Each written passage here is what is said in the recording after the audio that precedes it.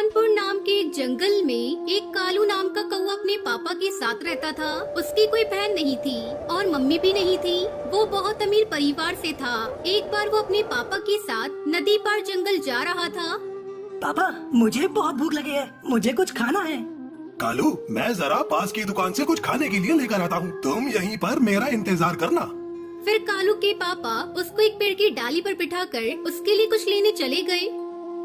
यार बोर हो रहा हूँ, क्या करूँ, पता नहीं पापा कब आएंगे। तब तक आप लोग हमारे इस वीडियो को लाइक और अगर आपने हमारे चैनल को सब्सक्राइब नहीं किया है तो जल्दी से सब्सक्राइब कर लें और कमेंट सेक्शन में जरूर बताएं कि आपको हमारी ये कहानी कैसी लगी। तभी कालू कौवे को थोड़ी थोड़ी चिड़िया राखी बेचती हुई दिखाई देती है। उसका नाम टुनटुनी था। राखी ले लो राखी, सुंदर सुंदर राखी ले लो, अपने भाइयों के लिए राखी ले लो राखी। राखी? अरे वाह, ये तो बहुत सुंदर राखी है। ले लो ना भैया एक राखी, ये ले लो ना भैया, बहुत सुंदर है। नहीं नहीं, मैं राखी नहीं ले सकता। पर क्यों? ये तो बहुत सुंदर राखी है, आपकी कलाई पर बहुत सुंदर लगेगी।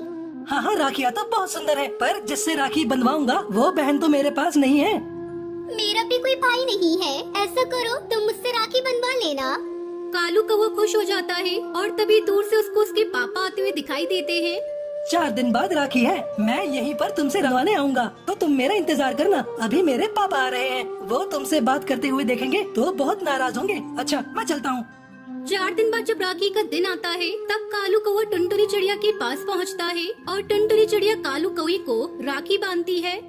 बहन, राखी तो तूने मुझे बांधी है, पर मेरे पास कुछ नहीं तुझे देने के लिए। मैं जब बड़ा हो जाऊंगा तो तुझे बहुत अच्छा इनाम दूंगा।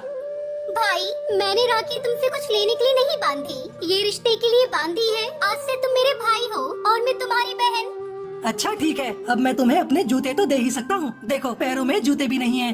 टुनटुनी के लाख मना करने पर भी कालू को उसे जूते दे देता है। टुनटुनी चिड़िया उन्हें लेकर बहुत खुश होती है। इसी तरह दोनों अक्सर मिला करते थे और बहुत सारी बातें किया करते थे। कालू को वो पढ़ाई करने के लिए शहर के जंगल चला जाता है। टुनटुनी बहन, अब मैं तुमसे नहीं मिल पाऊंगा क्योंकि मैं पढ़ाई के लिए शहर के जंगल जा रहा हूँ। जब मैं वापस आ जाऊंगा तो तुम मुझे सारी राखी एक साथ बांध देना। ठीक है भैया, मैं आप इंतजार करूँगी। कुछ साल ऐसे ही बीत जाते हैं। अब दोनों बड़े हो जाते हैं और कालू की भी पढ़ाई पूरी हो जाती है और वो वापस अपने घर आता है। अरे टुनटुनी बहन, तुझे पता है तेरा भाई वापस आ गया है और राखी भी आने वाली है। अब तुझे इंतजार नहीं करना पड़ेगा, तू इस बार अपने भाई को राखी बांध देना। फिर राखी का त्योहार आता है। टुनटुनी चिड़िया कालू के घर पहुंच जाती है। उसका बहुत बड़ा घोंसला देखकर वो हैरान रह जाती है और अंदर जाने लगती है। अरे अरे अरे, कहाँ जा रही हो चिड़िया? मुझे कालू भाई से मिलना है। अरे कालू सेठ से कौन सकता, और वैसे भी तुम हो कौन? मैं कालू भाई की बहन हूँ। अरे कालू सेठ की कोई बहन नहीं है, जाओ जाओ, किसी और को बेवकूफ बनाना।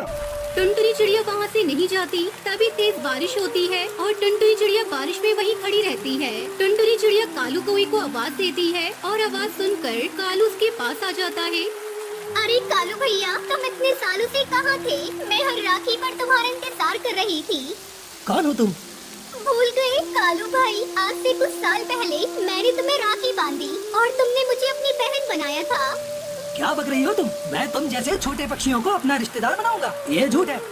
नहीं भैया, ये सच है। तुम मुझे अपनी बहन कहते थे और मैं राखी बेचती थी। तुमने कुछ साल पहले मुझसे ही राखी खरीद कर और मुझसे ही राखी बनवाई थी। मुझे ऐसा कुछ याद नहीं, और अगर ऐसा हुआ भी है तो वो मेरे बचपन की बात थी। अब सब भूल जाओ, मेरी कोई बहन नहीं है। अब यहाँ से निकलो, पता नहीं कहाँ से आ जाते हैं गरीब पक्षी। टुनटुनी चिड़िया मुंह लटकाकर वहाँ से चली जाती है। कई दिन बीत जाते हैं। एक दिन जंगल में कई सारे चील आ जाते हैं और कालू कौवे की आंखों पर हमला कर देते हैं। कालू कौवा घायल होकर नीचे गिर जाता है। तभी थोड़ी देर बाद टुनटुनी चिड़िया वहाँ से गुजरती है और उसे ऐसी हालत में देखकर टुनटुनी चिड़िया उसे हॉस्पिटल ले जाती है और डॉक्टर बुलबुल टुनटुनी चिड़िया से कहती है, टुनटुनी चिड़िया, हमले की वजह से तुम्हारे भाई की आंखें चली गई हैं और उसके पास समय बहुत कम है। हमें जल्द ही किसी पक्षी की आंखों का इंतजाम करना पड़ेगा। ये क्या कह रही हो? ऐसा करिए, आप मेरी आंखें कालू भाई को लगा दीजिए। पर टुनटुनी, तुम बिन आंखों के देख नहीं पाओगी। मुझे इसका कोई मलाल नहीं। डॉक्टर, आप मेरी आंखें कालू भाई को दे दीजिए। वैसे भी मेरे आगे पीछे मेरा कोई नहीं है। अब मैं उनकी नजरों से दुनिया देखूंगी। टुनटुनी चिड़िया एक पत्र लिखती है और डॉक्टर को दे देती है और कहती है, डॉक्टर बुलबुल, जब मेरे भाई कालू की आंखें लग जाएं, तब तब आप उसे पत्र दे देना, पर किसी को भी मेरे बारे में नहीं बताना। ठीक है टुनटुनी, जैसा तुमको सही लगे। कौवे की वापस आंखें आने के बाद डॉक्टर बुलबुल कालू को टुनटुनी चिड़िया का पत्र देती है और उसमें लिखा होता है, कालू भाई, तुमने शायद भाई बहन के रिश्ते को एक मजाक समझा, पर मैंने तुम्हें अपना भाई समझा और मैं आपको अपनी आंखें दे रही हूँ। इन आंखों में कभी भी आंसू मत आने देना और कभी किसी का दिल मत तोड़ना। तुम्हारी बहन टुनटुनी। ये सुनकर कालू कौवे और उसके पापा की आंखों में आंसू आ जाते हैं और वो अपने किए पर बहुत पछताते हैं।